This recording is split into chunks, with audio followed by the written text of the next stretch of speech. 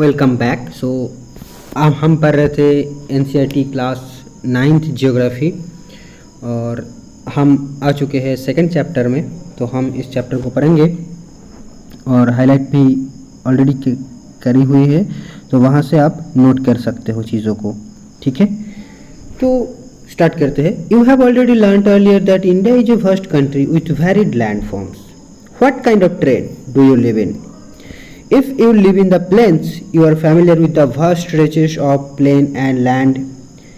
तो ये चैप्टर देखो फिजिकल फीचर्स ऑफ इंडिया के बारे में, यानी लैंड फॉर्म्स के ही बारे में है। तो हम ये सब नहीं पढ़ेंगे। यहाँ पर देखो मेजर फिजियोग्राफिक डिविजन्स क्या है ना, 6 मेजर फिजियोग्राफिक डिविजन्स यहाँ पर किया गया है, जो कि the Himalayas mountains, then northern plains, peninsular plateau, Indian desert, coastal plains and the islands. तो ये 6 जो है हमारा फिजियोग्राफिक डिवीजन है इंडिया की, तो इसके बारे में यहाँ पर दिया हुआ है पूरा डिटेल। देखिए, तो हम चलिए देख लेते हैं कि दी हिमालयन माउंटेन के बारे में यहाँ पर क्या दिया गया है। तो ऐसे तो हिमालय के बारे में अगर आप यूजीसी नेट की प्रिपरेशन कर रहे हो या फिर यूपीएससी की, तो और भी डिटेल में आपको पढ़ना पड़ेगा, बट हम यहाँ का जो बेसिक्स दिया हुआ है वो एक बार पढ़ लेते हैं। The Himalaya is geologically young and structurally fold mountain stretch over northern borders of India. So geologically young and structurally fold mountains. Definitely we know that Himalayas is a fold mountain, and this is a young fold mountain. These mountain ranges run in a west-east direction from the Indus to the Brahmaputra. From Indus to Brahmaputra. The Himalayas represent the loftiest and one of the most rugged mountain barriers of the world. So it is the loftiest मतलब highest mount Everest है यहाँ पर, और the most rugged mountain barriers of the world, most rugged. Okay, they form an arc which covers a distance of about 2400 kilometre. तो इसका length क्या है, east to west इसका लेंथ है अराउंड 2400 किमी। Their width varies from 400 kilometre in Kashmir. इसका जो width है वो 400 किलोमीटर से लेकर 150 किलोमीटर तक की होती है। सबसे ज़्यादा कहाँ पर है, मतलब 400 मीटर कहाँ पर है, कश्मीर में देखने को मिलेगा, और जो लोएस्ट है 150 किलोमीटर ये आपको देखने को मिलेगा अरुणाचल प्रदेश में। The altitudinal variations are greater in the eastern half than those in the western half. The Himalayas consist of 3 parallel ranges. तो ये स्टेटमेंट आ सकता है कि the altitudinal variations are greater in the eastern half than those in the western half. ठीक है, तो eastern side में जो अल्टीट्यूड का वेरिएशन है वो ज़्यादा है। The Himalaya consist of 3 parallel ranges in its longitudinal extent. A number of valleys lie between these ranges. The northern most range is known as the great or inner Himalayas or the Himadri. It is the most continuous range consisting of the loftiest peaks with an average height of 6000 metres. It contains all prominent Himalayan peaks. यहाँ पर काफ़ी सुंदर एक map दिया हुआ है, आप चाहे तो इसे प्रिंट करके ले सकते हो, बट यहाँ पर सिर्फ मतलब यही दिखाया गया है, हिमालयस के दिखाया गया, और नीचे एक मैप दिया हुआ है जहाँ पर आपको ये जो है पूरा इंडिया में जो मेन हमारा माउंटेन्स है वो दिया गया है यहाँ पर। ठीक है, आई मीन जो फिजियोग्राफिक डिवीजन है वो भी यहाँ पर दिखाया गया है, देखो 1 से लेकर 6 तक। तो ये मैप आपको हेल्प करेगा। अब हम देखते हैं, देखो some highest peaks of the Himalayas. तो definitely mount Everest, then Kanchenjunga, then Makalu. Okay, तो ये हाइट के अकॉर्डिंग देखो अरेंज किया गया है। तो आपको भी अगर एग्ज़ाम में दिया जा सकता है कि असेंडिंग या डिसेंडिंग ऑर्डर में अरेंज कीजिए, तो आप इस सिर्फ नाम को याद रख सकते हैं सीक्वेंस वाइज कि पहले था माउंट एवरेस्ट। हाइट याद रखने की ज़रूरत नहीं है, और तो आप ऐसे याद रख सकते हो। देखो माउंट एवरेस्ट जो है वो नेपाल में है, देन कांचनजंगा भी नेपाल में है, सॉरी इंडिया में है, और मकालू जो है नेपाल में है। तो ये लोकेशन आपको याद रखना है, क्योंकि सारे जो इसका पिक्स है ये नेपाल एंड इंडिया में है। यहाँ पर जो भी नोट किया गया है हाईएस्ट पिक्स को, वो सिर्फ नेपाल एंड इंडिया में ही देखने को मिलता है। ऐसे नेपाल और इंडिया में ही तो है हिमालय, और भी है तिब्बत वगैरह में शायद आएगा। तो बाय द वे, तो हम देखो सीक्वेंस याद रख सकते हैं कि पहला जो था सबसे हाईएस्ट होगा एवरेस्ट, देन होगा Kanchenjunga, then Makalu, then Dhaulagiri, then Nanga Parbat, then Annapurna, then Nanda Devi, then Kamet, then Namcha Barwa and then गुरला Mandhata. तो लास्ट वाला उतना इंपॉर्टेंट लग नहीं रहा। बाय द वे, आप इस नाम को सीक्वेंस वाइज याद रखोगे तो आपका एग्जाम में मदद हो सकता है। अगर क्वेश्चन आ गया कि असेंडिंग या डिसेंडिंग ऑर्डर में लगाओ तो ये हेल्प करेगा। तो पहले कौन है, माउंट एवरेस्ट, देन क्या है Everest, then Kanchenjunga, then Makalu, then Dhaulagiri, then Nanga Parbat, then Annapurna, then Nanda Devi, okay, and then Kamet, then Namcha Barwa, and then गुरला Mandhata. तो आप इसका निमोनिक भी बना सकते हो। इस वक्त तो मेरे दिमाग में कुछ नहीं आ रहा है, क्योंकि मैं अगर आया तो बाद में इसका शॉर्ट वीडियोस बनाऊंगा। The folds of the great Himalayas are asymmetrical in nature. The core of this part of Himalayas is composed of granite. तो ये बहुत इंपॉर्टेंट इन्फॉर्मेशन है। The core of the Himalayas is made up of which rocks ना, granite rocks. It is perennially snow bound and a number of glaciers descend from this range. Definitely in Himalayas there are so many glaciers are there. The range lying to the south of the Himadri forms the most rugged mountain system and is known as the Himachal or Lesser Himalaya. The ranges are mainly composed of highly compressed and altered rocks. The altitude varies between 3,700 to 4,500 meters and the average width is of 50 kilometers. While the Pirpanjal range forms the longest and the most important range, the Dhauladhar and the Mahabharat ranges are also prominent ones. This range consists of the famous valley of Kashmir, the Kangra and Kulu valley in Himachal Pradesh. This region is well known for its hill stations. The outermost range of Himalayas is called the Shivaliks. They extend over a width of देखते 10 to 50 km and have an altitude varying between 900 to 1100 meters. These ranges are composed of unconsolidated sediments brought down by rivers from the main Himalayan ranges located farther north. These valleys are covered with thick gravel and alluvium. The longitudinal value lying between Lesser Himalaya and the Shivalik are known as dunes. Okay, so dunes कहाँ पर located है ना, हिमालय जो है greater Himalaya lesser Himalaya and Shivalik के बीच में है दून्स। ठीक है, तो ये इंपॉर्टेंट हो जाती है कि दून्स कहाँ लोकेटेड है ना, लेसर हिमालय एंड शिवालिक के बीच में है दून्स। मतलब वहाँ पर जो वैलीज होती है उसको हम दून बोलते हैं, जैसे Dehradun, Kotli Dun and Patli Dun are some of the well known Duns. Besides the longitudinal divisions, the Himalayas have been divided on the basis of regions from west to east. These divisions have been demarcated by river valleys. For example, the part of Himalayas lying between Indus and Satluj has been traditionally known as Punjab Himalaya, but it is also known regionally as Kashmir and Himachal Himalaya from west to east respectively. The part of the Himalayas lying between Satluj and Kali rivers, तो ये important हो जाती है कि कौन सी river, मतलब river ने boundary create किया है, तो कौन रिवर से कौन रिवर तक क्या बाउंड्री है वो आपको नोट करना है। तो देखो, the part of Himalayas lying between Indus and Sutlej, तो इंदस एंड सतलुज के बिटवीन जो है उसको हम क्या बोल रहे हैं, उसको हम बोल रहे हैं पंजाब हिमालय। ठीक है, तो इंदस एंड सतलुज के बीच है पंजाब हिमालय, उसको हम बोल रहे हैं पंजाब हिमालय। देन देखो कश्मीर एंड हिमाचल हिमालय, ये जो है local and it is also known as Kashmir and Himachal Himalaya, मतलब पंजाब हिमालय के हम कश्मीर और हिमाचल हिमालय भी बोलते हैं। Then the part of the Himalayas lying between Sutlej and Kali rivers, तो जहाँ से खत्म हो रहा है वहीं से स्टार्ट होगा जरूर, तो सतलुज एंड काली रिवर के बीच में होगा क्या, कुमायून हिमालय। सतलुज एंड काली रिवर के बीच होगा कुमायून हिमालय एंड इंदस एंड सतलुज के बीच होगा आपका Punjab Himalaya, then Kumaon Himalaya. The Kali and Teesta rivers, okay, then now Kali and Teesta rivers के बीच में होगा आपका Nepal Himalayas,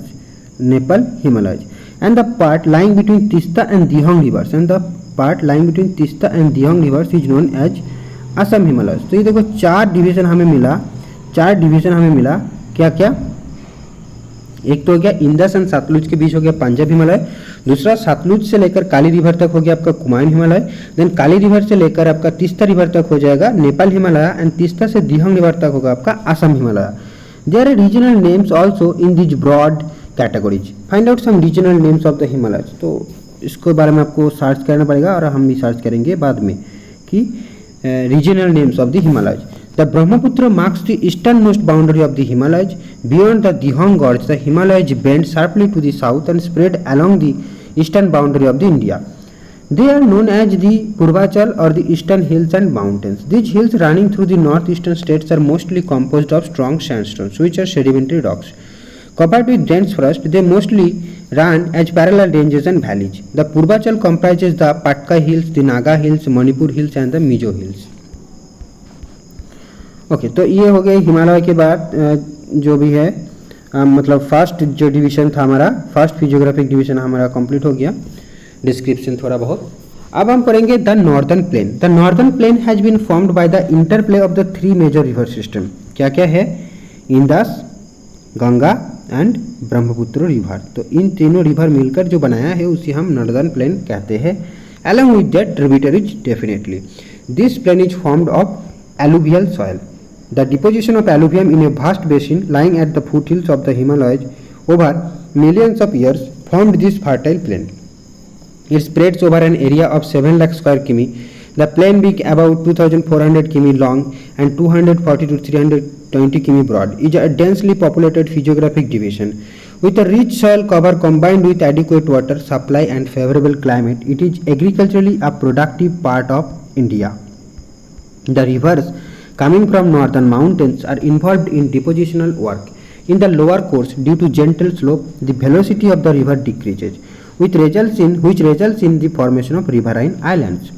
Majuli in the Brahmaputra river is the largest inhabited riverine island in the world. तो ये नाम बहुत important है कि माजुली जो है वर्ल्ड का सबसे लार्जेस्ट इनहेबिटेड रिवराइन आइलैंड है। The rivers in the lower course split into numerous channels due to the deposition of silt. These channels are known as distributaries. The northern plain is broadly divided into three sections. The western part of northern plain is referred to as the Punjab plains formed by the Indus and distributaries. तो इंडस के द्वारा form किया गया है उसे हम Punjab plain बोलते हैं। The larger part of this plain lies in Pakistan. The Indus and distributaries, the Jhelum, the chain of Ravi, Bias and Satluj originate in the Himalayas. This section of the plain is dominated by the Doabs. Doab is made up of two words, do meaning two and ab meaning water. Similarly, Punjab is also made up of two words, Panj meaning five and ab meaning water. Okay, तो Doab means दो जो नदी के बीच में land होता है उसे हम दोआब कहते हैं। इसी तरह पंजाब जो है 5 नदी के बीच में है इसलिए हम उसे पंजाब कहते हैं। Okay, now the Ganga plain extends between Ghaghar and Teesta river. तो पहले हमने क्या देखा कि पंजाब प्लेन देन जो इंडस रिवर ने बनाया है और ज़्यादातर पार्ट उसकी पाकिस्तान में है। अब आती Ganga plain extend between Ghaghar and Teesta river. तो गंगा प्लेन जो है ये घाघर एंड तीस्ता रिवर के बीच में है। It spread over north India in the Haryana, Delhi, UP, Bihar, partly Jharkhand and West Bengal. In the east particularly in Assam lies the Brahmaputra plain and third plain is Brahmaputra plain. तो 3 categories हमने देखा था, वो तो हो गया थर्ड प्लेन जो कि ब्रह्मपुत्र प्लेन है एंड ये असम में मेनली है। The northern plains are generally described as flat land with no variations in its relief. It is not true. These vast plains also have diverse relief features. According to the variations in relief features, the northern plains can be divided into 4 regions. The rivers, after descending from the mountains, deposit pebbles in a narrow belt of about 8 to 16 km in width, lying parallel to the slopes of the Shivaliks. It is known as Bhabar. तो भाबर क्या है ना, relatively जो है the rivers are descending from the mountains deposit pebbles in a narrow belt of about 8 to 16 km width lying parallel to the slopes of the Shivaliks. It is known as Bhabar. All the streams disappear in this Bhabar belt. और Bhabar मतलब एक collection of जो है mountain की जो feet है वहाँ पर नुड़ी एंड जो पेबल्स होती है उसकी अंदर जो है रिवर घुस जाती है, मतलब वहाँ जो वाटर है वो दिखाई नहीं जाते, रिवर स्ट्रीम विजिबल नहीं होते, उसे हम भाबर कहते हैं। Okay, all the streams disappear in this Bhabar belt. South of this belt मतलब और भी नीचे आकर the streams and rivers re-emerge and create a wet swampy and marshy region known as Terai. Okay, this was a thickly forested region full of wild life. The forests have been cleared to create agricultural land and to settle migrants from Pakistan after partition. Locate Dudhwa national park in this region. ठीक है, तो ये आपको atlas में देखो या फिर Google में सर्च करो दुधवा नेशनल पार्क, क्या इसका स्पेशलिटी है नहीं है, और हम नेशनल पार्क जब पढ़ेंगे तो इसके बारे में डिटेल में पढ़ सकते हैं. The largest part of the northern plain is formed of older alluvium. It lies above the flood plains of the rivers and present a terrace like feature. This part is known as bhangar. ठीक, तो भांगर क्या है कि older alluvium से द्वारा गठित जो भूमि उसे हम भांगर बोलते हैं. तो भांगर मीन्स ओल्डर एलुवियम है. The soil in this region contains calcareous deposit. तो भांगर जो है वो कैलकेरियस डिपॉजिट है. locally known as Kankar. At the newer younger deposits of the flat plains are called Khadar. तो खादर जो है ये न्यू डिपॉजिट है एंड भांगर जो है वो ओल्डर डिपॉजिट है, ठीक है। और भाबर जो है वो कैलकेरियस डिपॉजिट है। They are renewed almost every year, क्या Khadar almost renewed every year and are so fertile that ideal for intensive agriculture. Now come to the peninsular plateau. The peninsular plateau is a tableland composed of the old crystalline, igneous and metamorphic rocks.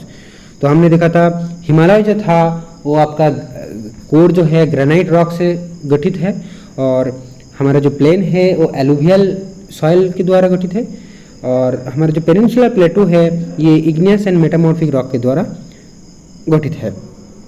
It was formed due to the breaking and drifting of the Gondwana land and thus making it a part of the oldest landmass. The plateau has broad and shallow valleys and rounded hills. This plateau consists of two broad divisions, namely the Central Highlands and the Deccan Plateau.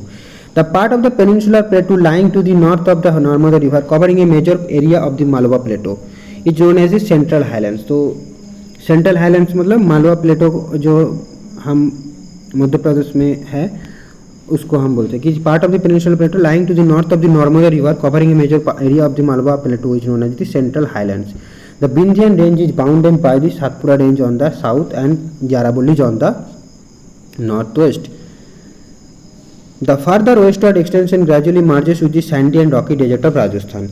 The flow of the rivers draining this region, namely the Chambal and Sindh Betwa Ken, is from southwest to northeast, thus indicating the slope. The central highlands are wider in the west but narrower in the east.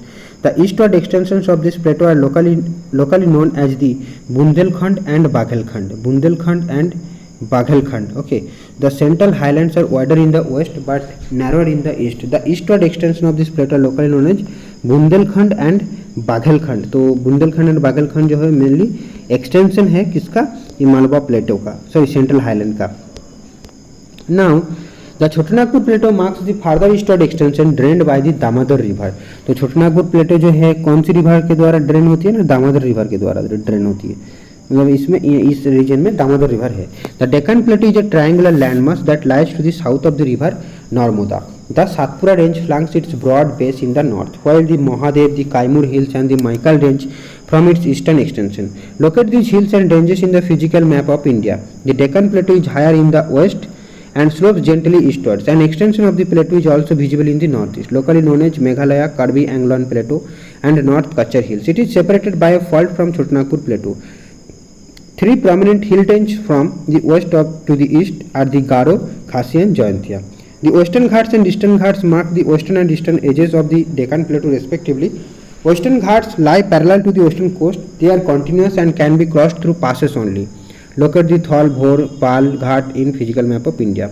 The Western Ghats are higher than the Eastern Ghats. Their average elevation is 900 to 1600 meters as against 600 meters of the Eastern Ghats. The Eastern Ghats stretch from the Mahanadi valley up to the Nilgiris in the south. The Eastern Ghats are discontinuous and irregular and dissected by rivers draining into the Bay of Bengal. The Western Ghats cause orographic rain by facing the rain bearing moist winds to rise along the western slopes of the Ghats. The Western Ghats are known by different local names. The height of the Western Ghats progressively increases from north to south. So southward increase हो रहा है इसका जो height है, ठीक है। The highest peaks include the Anaimudi 2695 metres, ये western Ghats का हाईएस्ट पीक है अनाईमुडी और Anaimudi, and the Doda Betta 2637 metres. Then Mahendragiri is the highest peak in the eastern Ghats, okay, and Mahendragiri is the eastern Ghats in the Mahendragiri is the highest peak in the eastern Ghats. Sevrai Hills and the Jabhadi Hills are located to the southeast of the eastern Ghats. Locate the famous hill stations of Udagamandalam, popularly known as Uti, and the Kodaikanal. One of the distinct features of the peninsular plateau is the black soil area known as Deccan Trap. This is of volcanic origin, hence the rocks are igneous, and actually these rocks have denuded over time and are responsible for the formation of black soil. The Aravalli Hills lie on the western and northwestern margins of the peninsular plateau. These are highly eroded hills and are found as broken hills. They extend from Gujarat to Delhi in a southwest-northeast direction. The Indian Desert. The Indian Desert lies towards the western margins of the Aravalli Hills. It is an undulating sandy plain covered with sand dunes. This region receives very low rainfall, below 150 mm per year. It has arid climate with low vegetation cover. Streams appear during the rainy season. Soon after they disappear into the sand as they do not have enough water to reach the sea. Luni is the only large river in this region. Parkhans, that is crescent-shaped dunes, cover larger areas, but longitudinal dunes become more prominent near the Indo-Pakistan boundary. If you visit Jaisalmer, you may go to see a group of Barkhans. If you visit Jaisalmer, you can see a group of Barkhans.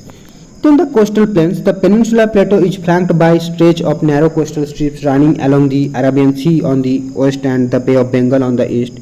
The western coast, sandwiched between the Western Ghats and the Arabian Sea, is narrow plain. It consists of 3 sections. The northern part of coast is called the, तो ये division जो है बहुत important है, देखो कोंकण, मतलब Mumbai to Goa जो है कोंकण बोलते हैं. Central stretch is called the Kannada plain and the southern stretch is referred as the Malabar coast. तो western ghat, western coastal plain को हम 3 पार्ट में डिवाइड कर सकते हैं. एक हो गया Konkan, then Kannada and then Malabar coast. The plains along the bay of Bengal are wide and level. In the northern part, it is referred to as the northern circle, while in the southern part, it is known as the Coromandel coast. तो जो eastern coastal plain है उसको भी हम 2 हिस्सों में divide कर सकते हैं. एक हो गया नॉर्दर्न सर्कल और दूसरी नीचे वाला पार्ट हो गया आपका Coromandel coast. Large rivers such as the Mahanadi, the Godavari, Krishna, Kaveri have formed extensive delta on the coast. Lake Chilika is an important feature along the eastern coast. The lake Chilika is the largest salt water lake in India. तो इसको याद रखना है कि lake Chilika जो है largest salt water lake in India है. It lies in the state of Odisha. तो चिलिका लेक कहाँ पर है? ओडिशा में है. To the south of the Mahanadi delta. To the south of the Mahanadi delta Odisha में है लेक चिलिका. इंडिया का लार्जेस्ट सॉल्ट वाटर लेक है और ये साउथ ऑफ द महानदी है ओडिशा स्टेट में. अब जो लास्ट पार्ट है वो आपका है दी आइलैंड्स. ठीक है, तो इससे हम पढ़ेंगे तो ये चैप्टर खत्म हो जाएगा, चैप्टर 2 खत्म हो जाएगा क्लास 9th NCERT का. The islands, you have already seen that the India has a vast mainland. Beside this the country has 2 groups of islands. Can you identify this island groups? Look at the Lakshadweep island group lying close to the Malabar coast of Kerala. This group of islands is composed of small coral islands. Earlier they were known as Lakshadweep, Minicoy and Amindivi. In 1973, these were named as Lakshadweep. It covers small area of 32 square kilometer. Kavaratti Island is the administrative headquarters of Lakshadweep. This island group has great diversity of flora and fauna. The Pitti Island, which is the uninhabited, has a bird sanctuary. तो इसका जो location है आप Google में देख सकते हो, या गूगल में आपको ज़्यादा आसानी में मिल जाएगा, एटलास में आपको ढूंढना पड़ सकता है. ठीक है, तो locate the Lakshadweep island group lying close to the Malabar coast of Kerala. This group of islands is composed of small coral island. तो लाक्षाद्वीप जो है कोरल आइलैंड है. Earlier they are known as Laccadive, Minicoy and Amindivi. तो ये 3 द्वीप था पहले लाक्षाद्वीप होने से पहले. In 1973 these are named as Lakshadweep and it cover small area of 32 square kilometre. तो लाक्षाद्वीप का जो एरिया है ओनली 32 स्क्वायर किलोमीटर है. Kavaratti Island is the administrative headquarters of Lakshadweep. This island group has great diversity of flora and fauna. The Pitti Island, which is uninhabited, has a bird sanctuary. Then corals क्या है उसके बारे में बताया गया है. देखो, coral polyps are short-lived microscopic organisms which live in colonies. They flourish in shallow, mud-free and warm waters. They secrete calcium carbonate. The coral secretion and other skeletons from coral deposits in the form of reefs. They are mainly of 3 kinds: barrier reef, fringing reef and atolls. The Great Barrier Reef of Australia is a good example of the first kind of coral reefs. Atolls are circular or horseshoe-shaped coral reefs. Now you see the elongated chain of islands located in the Bay of Bengal extending from north to south. These are Andaman and Nicobar Islands. They are bigger in size and are more numerous and scattered. The entire group of islands is divided into 2 broad categories, the Andaman in the north and the Nicobar in the south. It is believed that these islands are an elevated portion of submarine mountains. These island groups are of great strategic importance for the country. There is great diversity of flora and fauna in this group islands too. So these islands lie close to the equator and experience equatorial climate and has thick forest cover. ठीक है, तो Andaman and Nicobar जो island है वो आपका जो है वहाँ पर हमारा है बैरन आइलैंड है. तो वो सारे जो है एक्टिव वॉल्केनो है. ठीक है, India only active volcano is found in Barren Island in Andaman and Nicobar group of islands. So a detailed account of the different physiographic units highlights the unique features. तो हमने ये लगभग complete कर ली है, तो एक बार समरी देख लेते हैं. A detailed account of the different physiographic units highlights the unique features of each region. It would however be clear that each region complements the other and makes the country richer in its natural resources. The mountains are the major sources of water and forest oils. The northern plains are the granaries of the country. They provide the base for early civilization. The plateau is a storehouse of minerals which has played a crucial role in the industrialization of the country. The coastal region and island groups provide sites for fishing and port activities. Thus, the diverse physical features of the land have immense future possibilities of development. और इसी के साथ हमारा जो है chapter 2 खत्म होता है क्लास 9 एनसीईआरटी का। अब ये एक्सरसाइज आप खुद से देख लेना अगर मन करे तो, ठीक है, ये बात है। तो मैंने जो भी इम्पोर्टेंट पॉइंट था वो हाईलाइट कर दिया है, आप उसे नोट भी करके रख सकते हो, या फिर अगर आपके पास बुक है तो तब तो कोई बात ही नहीं है, या फिर आप यहाँ से आपको पता चल जाएगा कि यार एक्चुअल में एनसीईआरटी 9 जो है उसमें क्या क्या चीज़ें हैं, क्या क्या इंपॉर्टेंट चीज़ें हैं, तो आपको पता लग जाएगा। ठीक है, काफ़ी टाइम पीडीएफ जो है अकेले पढ़ने में बोर लगता है, तो इसीलिए मैंने इस वीडियो सीरीज़ को चालू किया है। अगर आपको हेल्पफुल लगा तो ज़रूर इसे लाइक कीजिए और कमेंट करके बताइए कि कंटिन्यू करना चाहिए कि नहीं, या फिर कैसा लग रहा है आपको, ठीक है, या फिर आपका टाइम वेस्ट हुआ, क्या क्या हो रहा है, तो ज़रूर आप मेरे को कमेंट करके बताइएगा। Thank you friends, thanks for watching and don't forget to subscribe my channel.